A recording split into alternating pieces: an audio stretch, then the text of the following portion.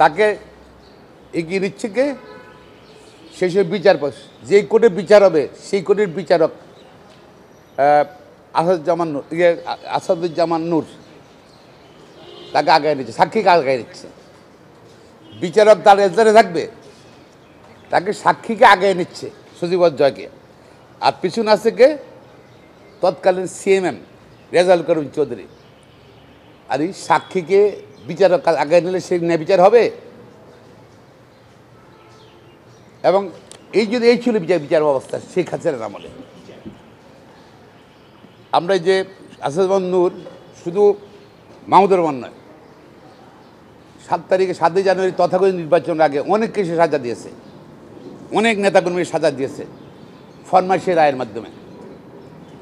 তার বিচার করার অধিকার নাই, বিচারিক করা তার নৈতিকতা নাই। সেই যে সাক্ষীকে আগে এগিয়ে নেওয়া, সাক্ষী দিতে, এটি প্রমাণ করে তার বিচারিক মানসিকতা ছিল না, তার বিচারিক ক্ষমতা রহিত করা হোক আমি মনে করি।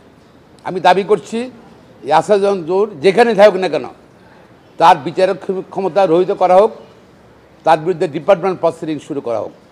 পাশাপাশি যে সিএমএম রেজাউল করিম চৌধুরী তিনিও সাক্ষীকে আগায় নিচ্ছেন। সিএম যেখানে থাকবে না কেন তার বিরুদ্ধে আপনার রেজাউল করিম চৌধুরী তার বিরুদ্ধে ডিপার্টমেন্ট প্রসিডিং শুরু করুক, বিচারিক ক্ষমতা রহিত করুক।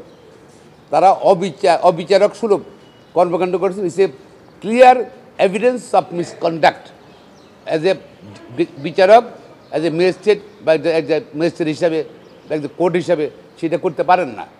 এবং দুজন এখন জুডিশিয়ারিতে আছে, কোথাও না কোথাও যেখানে থাকুক না কেন তাদের এই বিচারিক সুলভ মানসিকতা তাদের নাই।